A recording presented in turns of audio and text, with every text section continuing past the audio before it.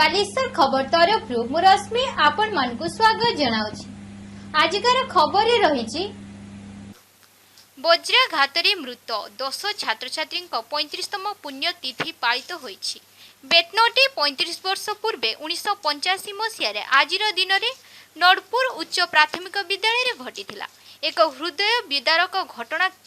खेलछुटी समय विद्यालय परिसर में खेलकूद में माति कुनि कुनि छात्र छात्री मध्य वज्रघात 10 जन जीवन अकाल टली जाइथिला।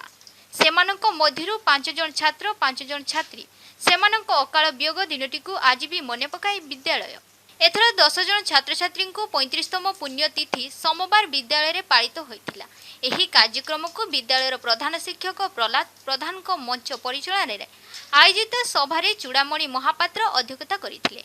एही कार्यक्रम में बेतनटी महाविद्यालय अध्यक्ष श्याम सुंदर दास, अवसर प्राप्त वरिष्ठ प्रशासक रमाकांत महांती, शिक्षाविद मिनिकेतन दास, 36 नंबर जिला परिषद अध्यक्ष वज्रमोहन बेहरा, विष्णुचरण साहू, ओस्ता ब्लॉक संपादक किशोर आचार्य, जिला संपादक भरत चंद्र बराड़, जिला कार्यकारिणी सदस्य चित्तरंजन पतर, जिला कार्यकारिणी सदस्य चित्तरंजन पलत, इको ब्लॉक बारिपदा शाखा सभापति चंदन सेजपड़ा, मयूरभंज जिला सांबादिक संपादक संघ सभापति अरुण हता, परशुराम दास, प्रकाश महापात्र, भीमचरण पात्र प्रमुख जोग देथिले।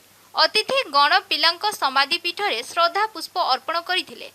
कृति छात्र छात्री श्रेया महाकुड़, अमित सिंह, सुभद्रा महाकुड़, स्वयं प्रकाश साहू, विष्णुप्रिया राउत, सस्मिता बिंधाणी, सालमा मांडी, हरिप्रिया सिंह, उदयकर, ज्योतिप्रिय राउत को पुरस्कृत करा जायतिला। एही अवसर रे वज्रपात प्रतिहत लगी विद्यालय परिसर और आखपाख अंचल में तालगछ चारारोपण करा जायतिला। खुंटारू तपन पात्रଙ୍କ रिपोर्ट, बालेश्वर खबर।